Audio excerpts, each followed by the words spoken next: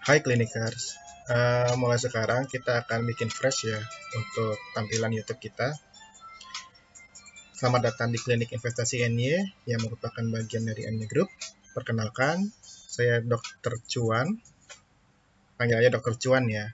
Insya Allah kita akan memberikan pandangan kepada saham Bapak Ibu semua, apakah nanti akan mendapatkan cuan atau tidak.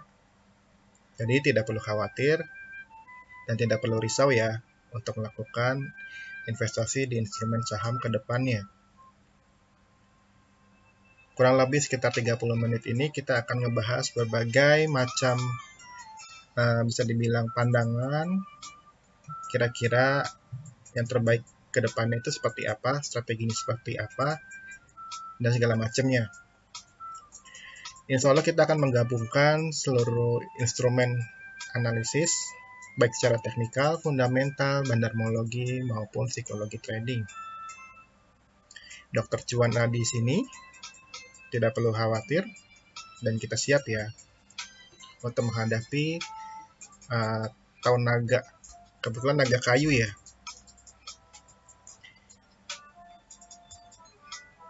Kita jalan-jalan dulu ya ke alam semesta. Kira-kira di bulan Februari ada apa sih? Kalau kita lihat di tanggal 24 ini ada snow moon. Nanti kita belajar bareng ya. Kira-kira dampak terhadap snow moon itu seperti apa? Apakah membuat dingin sehingga IHSG menghijau? Atau membuat panas? Atau memang dibuat licin? Jadi akan membuat seluncuran ke bawah. Kita akan pantau bersama-sama nanti ya hingga tanggal 24. Kita sudah mau menghadapi fase new moon nih di 10 Februari. Kalau secara data, fase new moon ini adalah fase perubahan atau fase reversal. Kalau kita lihat secara candle di IHSG sebenarnya sedikit ada anomali ya, di mana ya harusnya dari periode full moon kemarin hingga menuju new moon ini harusnya dibawa turun, tapi di push naik. Apakah ada rencana lain? Jadi sedikit ada anomali di sini yang kita analisa turun, tapi secara overall memang arahnya sideways bullish, masih tetap bullish dan sideways, terlihat dari tanda panah biru yang besar itu. Maka berpotensi ini akan naik sedikit untuk menuju turun. Kalau dia jebol dari dynamic supportnya, kita menggunakan moving average. Nanti kita lihat afternya ya, setelah menghadapi new moon itu bagaimana. Jadi ini masih fase before ya, jadi kita bisa belajar bareng-bareng nih secara statistik pergerakan bulan ini akan berpengaruh seperti apa. Sebelum-sebelumnya sih memang tidak ada masalah ya, tidak ada anomali. Apakah ini akan menyambut pilpres, sengaja dibuat naik sedikit lalu terjun ke bawah, atau memang akan dipush naik kembali. Kalau kita lihat dari demand-nya sendiri, nanti kita akan cek di IHSG secara detail ya. Sebelum itu kita ngeliat testimoninya, tidak ada perubahan, masih yang kemarin-kemarin, kita skip aja. Belum ada laporan soalnya. Kalau dari sektor bisnisnya sih sendiri, kita akan bagi weekly dan monthly, tapi kita akan fokus monitoringnya di monthly aja ya. Karena di weekly itu kita lihat sendiri nanti apakah ada membuat pola tertentu atau tidak, itu akan terlihat. Jadi untuk performance di minggu sebelumnya memang didominasi oleh saham muda ya. Apa itu saham muda, saham tua, saham remaja, dan saham bangkotan, nanti bisa ikut training kita ya kalau kita buka kelas lagi. Dikarenakan ada kendala teknis, kita masih belum buka kelas. Untuk losernya sendiri masih didominasi oleh saham muda. Seperti itu. Kalau dilihat dari deskripsinya ya, itu merupakan sektor-sektornya. Kita alokasikan di sini yang merupakan standar atau ibaratnya benchmark dari seluruh dunia seperti ini. Pergerakan siklus sektornya. Ternyata di weekly ini tidak terlihat pola yang sesuai seperti itu. Jadi secara ideal kan harus mengikuti pola ya. Jadi dari defensive sector bergerak ke consumer staples, lalu ke utilities, bergerak ke finance. Kalau dari weekly kelihatan ya berantakan tuh. Ada yang sebelumnya ada basic material tiba-tiba hilang, jadi defensive sector semua. Kemudian kayak kemarin consumer staples masih tetap ya SSMS ke PTPS. Kemudian tadinya forum berubah jadi aksi. Cukup bingung ya. Jadi kita breakdown aja ke depannya. Tetap kita akan tampilkan weekly, tapi kita akan fokus ke monthly-nya. Mungkin di bulan Januari ini, 1 bulan ke belakang itu didominasi tetap 2 teratas itu adalah saham muda. Yang tua ini hanya PSAB dan MSKY. Untuk losersnya tetap di saham muda. Jadi kita tandain dulu ya bulan Januari itu seperti ini. Ada basic materials, defensive sector, consumer staples, dan cyclical consumer. Tidak membentuk pola, tapi apakah di bulan Februari sudah membentuk pola, kita akan cek kembali ya di bulan Maret.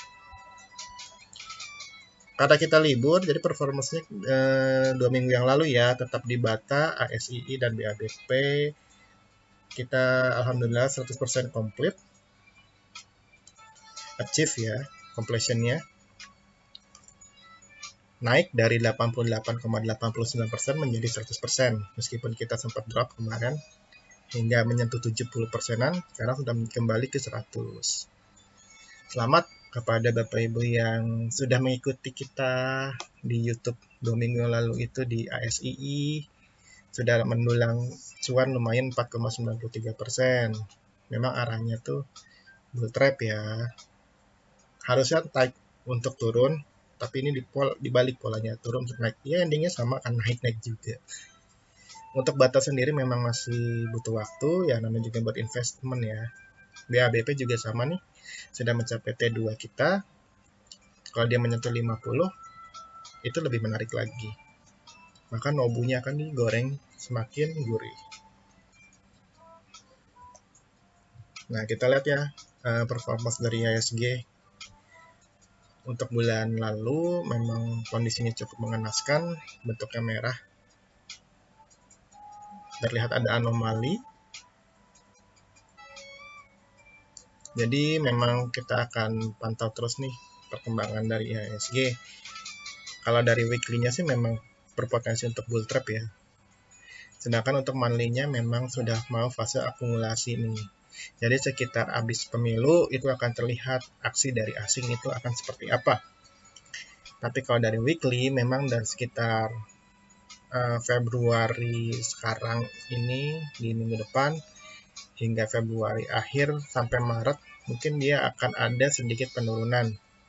Makanya sedikit ada anomali untuk menyambut pesta demokrasi, dinaikkan dulu baru diturunkan, mengikuti siklus kuno astrologi di bulan Maret. Apakah skenario-nya akan sama, apakah ada berubah? Nanti kita akan update kembali ya. Tapi kalau dilihat secara weekly-nya memang sudah ada penurunan demand. Kalau memang di-push kembali untuk di daily-nya, itu ada kemungkinan untuk terus naik dan menjebol all-time high-nya. Apakah nanti pada saat pencoblosan itu langsung all-time high? Itu bisa saja terjadi ya, kalau misalkan demand-nya cukup tinggi. Karena beberapa banking itu sudah mau mencapai titik tertingginya.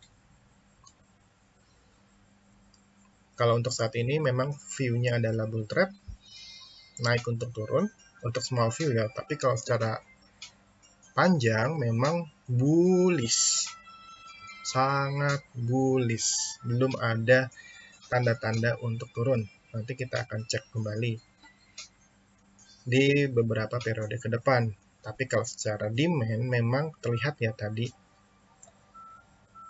sudah mau warna hijau, yang artinya akumulasi nih. Ini udah ada akumulasi masif nih dari 2023 pertengahan akhir sekitar bulan Agustus September itu udah mulai tuh heboh kayak gitu. Jadi memang bisa dibilang strong demand ya. Jadi ada secara small view itu ada distribusi antara lokal ke foreign seperti itu. Untuk KT sendiri IHSG ada di 6886 sampai 6893. Jadi bagaimana kondisi IHSG jika ditutup di atas 7216 untuk minggu depan, maka berpotensi ke N17285, N2-nya 7297, N3-nya 7403. Dengan catatan harus double resisten ya di N1-nya. Kalau view kita tetap naik. Kalau untuk penurunannya, kalau gagal, maka potensi penurunannya ke T1 7192, T2-nya 7041, T3-nya di 6926. Koreksi tuntas di 6805.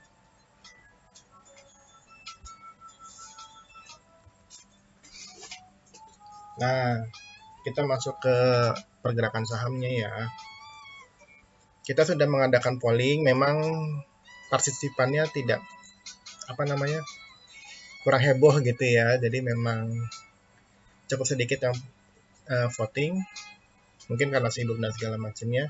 Tapi kita ambil 3 tertingginya ya untuk kita bahas. Harusnya buat minggu kemarin, tapi kita akan bahas di minggu ini.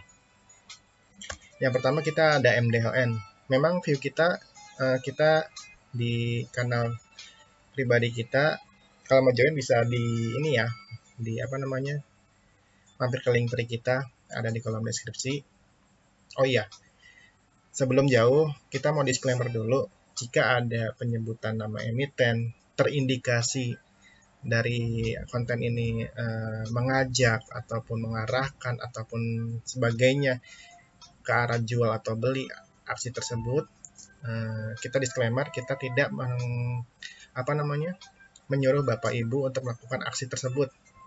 Kita kembalikan, kita hanya memberikan pandangan kira-kira ke depan ini bagus atau tidak, lalu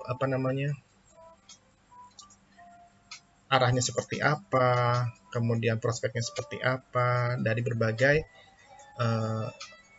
kita kombinasikan ya dari 4 analisa yang sudah ada saat ini, yaitu secara teknik, secara fundamental, kemudian secara bandarmologi, dan psikologi trading. Jadi kita disclaimer dulu, kita hanya memberikan pandangan kira-kira arahnya mau kemana, strateginya seperti apa, cocoknya untuk apa, kayak gitu ya. Jadi gunakan konten ini secara bijak. Oke, balik lagi ke MDLN.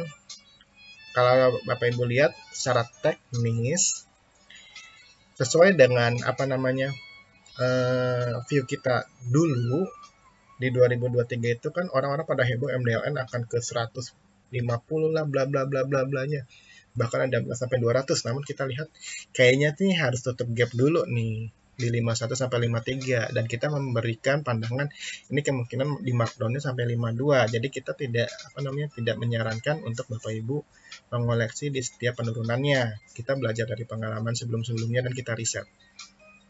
Ternyata benar, dia sudah menutup gapnya di 52, jadi sisa di 51.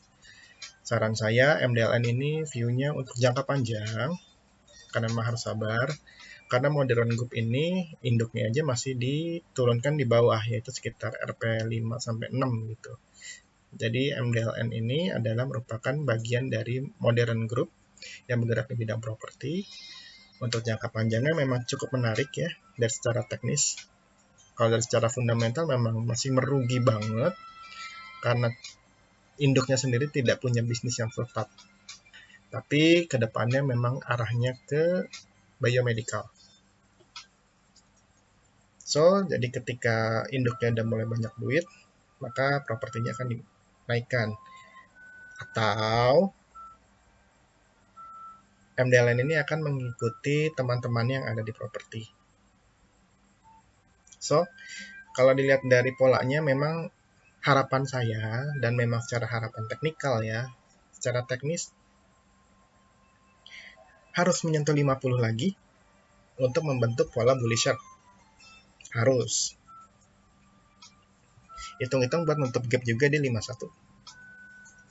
Keuntungannya adalah jika membentuk bullish sharp, maka dia akan berpotensi maksimum ke 194 untuk jangka pendek.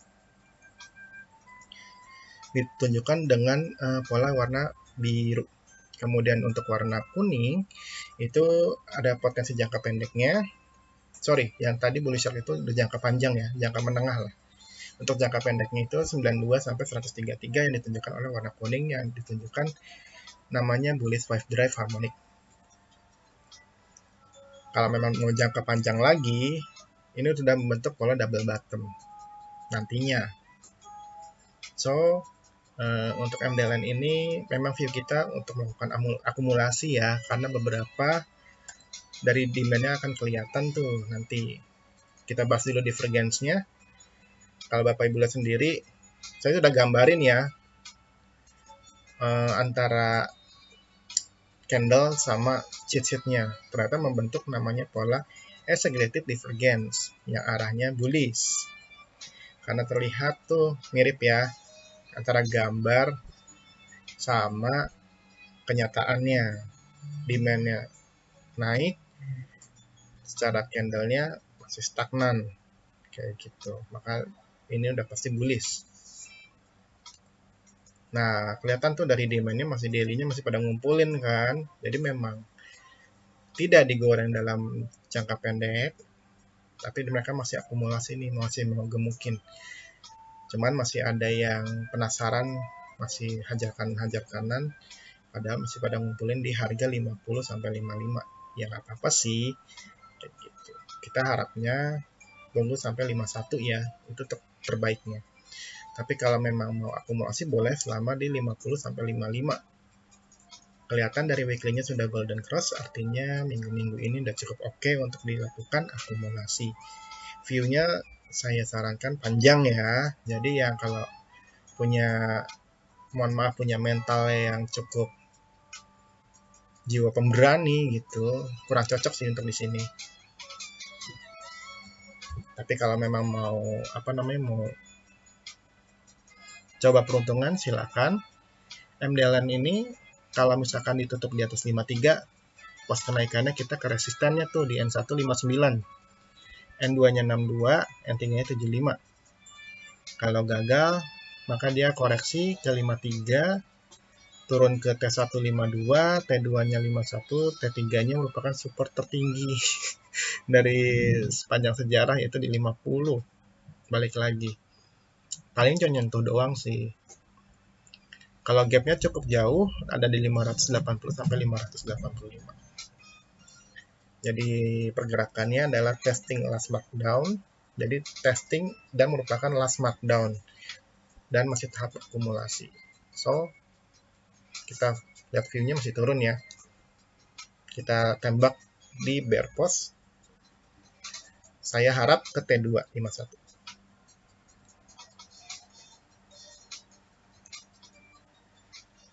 Yuk belanja dulu yuk. Jadi kita iklan dulu ya.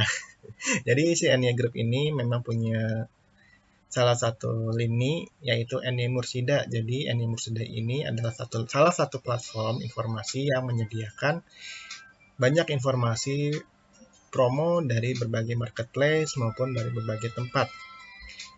Jadi Bapak Ibu yang ada keinginan atau bekerja di purchasing atau punya keinginan buka usaha warung atau makanan atau UMKM apapun itu, atau mau mengencangkan ikat pinggang nih biar dapurnya tetap ngebul, mendingan join sekarang ke Enia Mursida ya. Linknya ada di kolom deskripsi. Mampir ke Telegram ataupun WA WA Group. Semangat banget saya ya kalau untuk masalah iklan. Gitu ya. Jadi nggak usah worry. Kita akan dampingi terus dan kita akan berikan sesuatu yang terbaik untuk Bapak Ibu semua di Enia Mursida. Kita tunggu ya.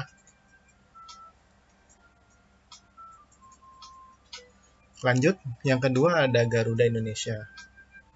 Nanti kita cek ya, sebenarnya Garuda ini busuk atau enggak sih gitu. Nanti kita akan lihat secara divergence-nya, kemudian dari secara demand-nya. Kalau dilihat sih, saya melihat GIAA ini memang berlian di waktu yang tepat. Jadi memang kalau secara teknis ini besar kemungkinan akan di markdown ke 54. Kalau nggak ada yang rusuh ya, karena selama ini masih testing di 63 yang merupakan koreksi tuntasnya. Jadi memang harus di markdown sampai 54 untuk membentuk pola bullish Gartley. seperti itu. Jadi kalau membentuk pola bullish Gartley maka sudah berpotensi ke maksimum 137. Sorry ada salah pengetikan ya. Target 3-nya di 137. Itu jangka menengah. Kalau jangka panjangnya Bapak Ibu bisa lihat ini ada pola bullish divergen. Ini regular ya. Kalau lihat dari gambarnya kan kelihatan tuh sama tuh, ya kan? Saya nggak bohong dan nggak ngada-ngada. Ya memang pola divergensinya dari dari pandangan weekly-nya ya seperti ini. Memang diarahkan untuk bullish di waktu yang tepat. Akankah balik ke 600? Bisa. Syaratnya apa? Ya mungkin regulasi di presiden yang baru ini akan menimbulkan dampak ke kebudayaan dan pariwisata. Mungkin disahkannya menteri kebudayaan, kita nggak tahu ya. Itu akan berpengaruh kepada pariwisata juga tuh Garuda Indonesia.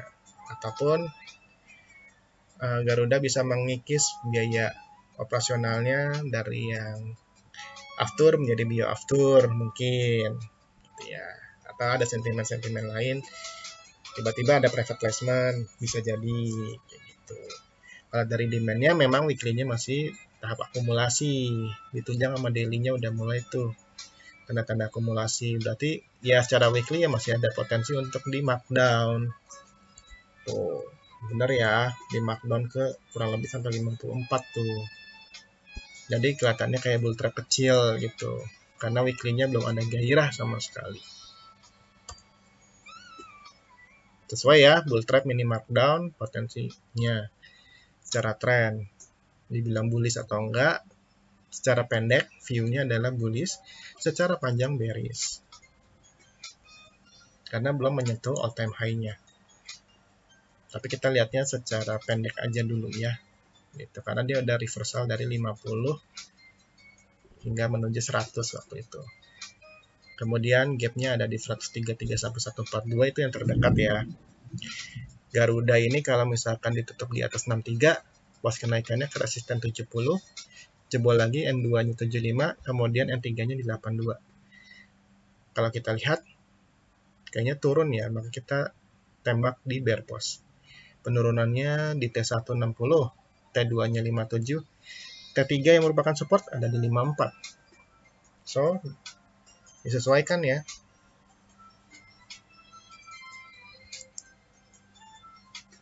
Lanjut ada BP. Saya ambil random aja. Jadi BP yang akan kita bahas. Kenapa BP? Karena menarik. Satu, sudah koreksi tuntas di 89. Namun, ini ada potensi yang Bapak Ibu bisa lihat nih, yang ada gunung-gunung warna putih tuh. Itu adalah potensi double top. Targetnya ada di 72 dan itu belum. Jadi memang misalkan kalau dia jebol dari dynamic supportnya, maka dia akan di markdown. Persiapkan hatinya kurang lebih di 68 sampai 66. Kurang lebih seperti itu. Otomatis dia sudah mencapai target double topnya di 72.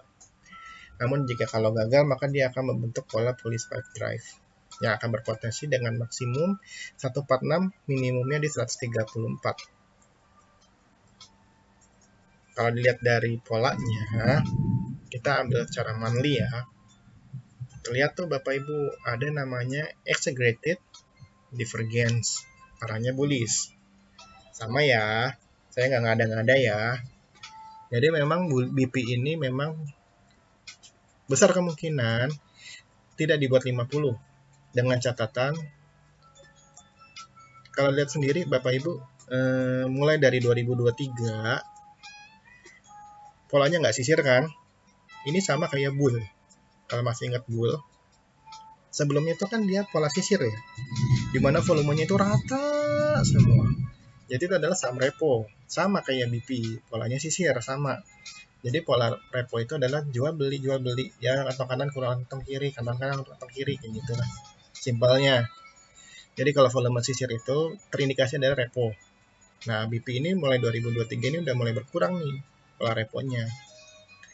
udah mulai ada gundukan-gundukan kan, bukan kayak pola sisir lagi kayak gitu. Jadi memang potensinya seperti bulan zaman dulu memang diturunkan sampai sedalam-dalamnya, kemudian naik hingga sekarang dari 70-an sampai 150-an. Nah, ini sama nih potensinya si BP. Apalagi dia membentuk polanya seperti ini. Dari demand monthly-nya aja udah kelihatan tuh. Ini baru permulaan. Ini baru permulaan. Karena demand-nya udah memang muda tuh. Nah, daily-nya aja udah golden cross, tapi weekly-nya masih merah distribusi. Jadi memang arahnya untuk turun dulu ya. Kayak gitu. Ke maksimum 72 sampai 66. Jadi kita tembak ada di bear post ya. Jadi secara pendek BP ini bullish. Secara panjang sideways kayak gitu. Akumulasi masih rendah ya. Kalau BP di atas 94, pos kenaikannya di N1 yang merupakan resisten di 100, N2-nya 106, N3-nya 117. Kalau gagal, dia ada di T1 84, maka di markdown ya, karena di bawah angka koreksi 89. T1-nya 84, T2-nya 72, T3-nya di 68. Supportnya ada di 58. Be careful untuk BP.